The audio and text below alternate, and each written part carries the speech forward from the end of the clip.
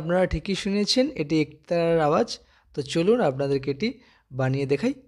তো প্রথমে এই একতারাটি বানাতে গেলে আমাদের একটু নারকেল মালা সংগ্রহ করতে হবে। বিভিন্ন রকমের ছোট বড় সাইজের নারকেল মালা পাওয়া যায়। তো এই নারকেল মালা আপনাদেরকে ভালো করে শিরিষ করে নিতে হবে। তো দেখুন, শিরিষ করার পর ঠিক এইরকম দেখতে লাগবে এবং এটাকে আমাদেরকে দু সাইডে কেটে নিতে হবে, দু সাইড ফাঁকা করে নিতে হবে। আর এটি বানাতে যে উপকরণগুলো লাগে আপনারা দেখতেই পাচ্ছেন।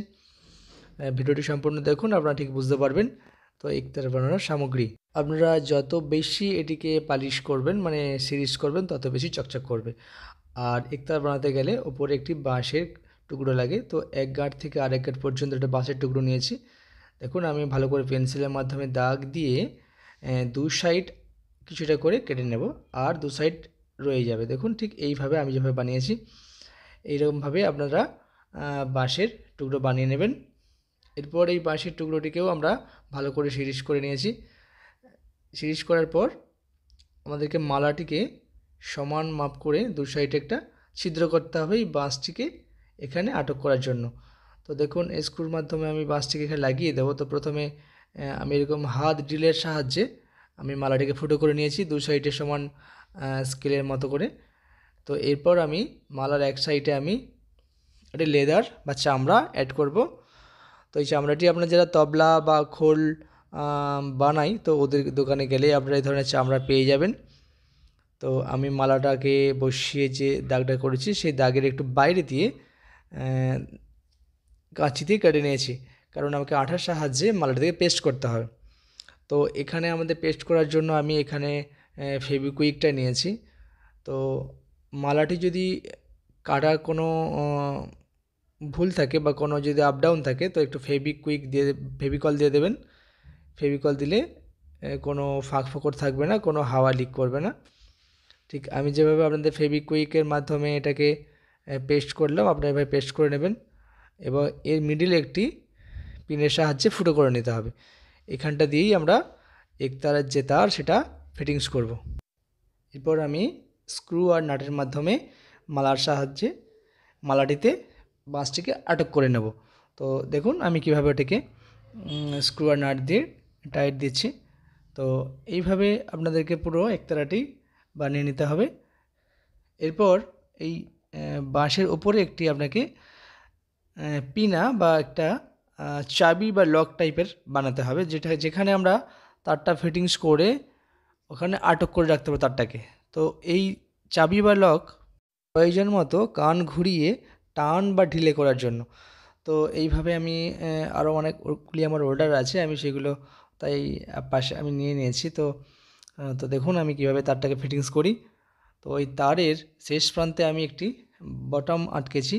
আপনারা চাইলে যে কোনো একটি বস্তুই ওখানে আটকাতে পারেন।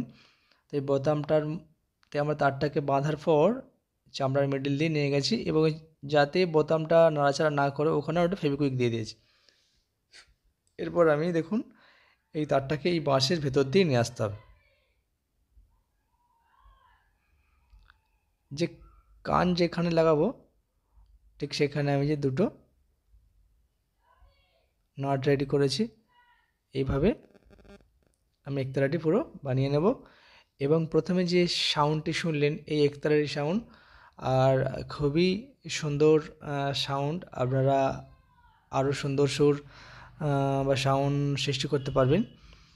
তো এইটাকে যত আপনারা টান দেবেন তত সাউন্ডের তীব্রতা বাড়বে এবং আরও সুন্দর আওয়াজ আসবে।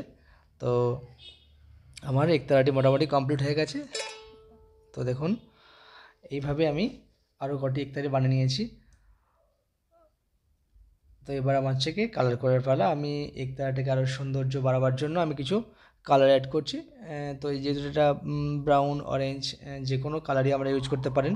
এটি শুকিয়ে গেলে আমি এর মধ্যে একটু পালিশ বা একটু গালা রং করে দেবো, যাতে আরও এটি চকচক করে এবং লংজিভিটি থাকে।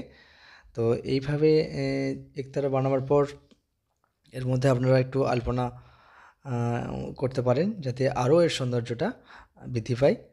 এই একতারা একটি লোকবাদ্যযন্ত্র। সাধারণত বাউল, বৈরাগী বা ফকির বা অনেক ভিক্ষুকই এই একতারা নিয়ে পথে ঘাটে ঘুরে বেড়ায় অনেক পুরানো, 1000 বছর আগের প্রচলন এই লোকবাদ্যযন্ত্র। আর এই যন্ত্রে যে সম্পূর্ণ এই যন্ত্রটি আমাদের যে দেশেই আবিষ্কার হয়েছে,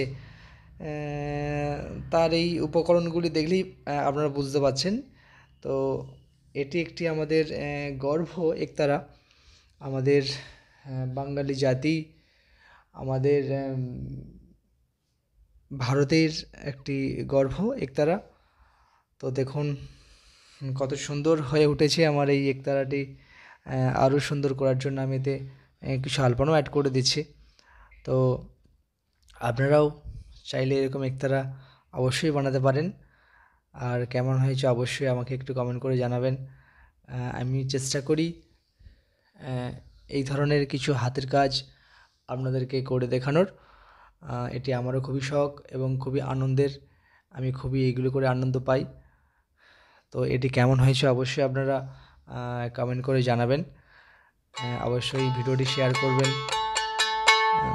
আর যারা এই চ্যানেল নতুন, অবশ্যই চ্যানেলটিকে সাবস্ক্রাইব করে বেল ঘন্টিটা বাজিয়ে দেবেন। তো অনেক ধন্যবাদ আপনাদেরকে পুরো ভিডিওটি দেখার জন্য। তো প্রথমে যেমন একতারার সাউন্ড আপনাদের শোনালাম, ঠিক এই একতারারই সাউন্ড, শেষেও আপনাদেরকে একতারার কিছুটা সাউন্ড শোনাতে চাই।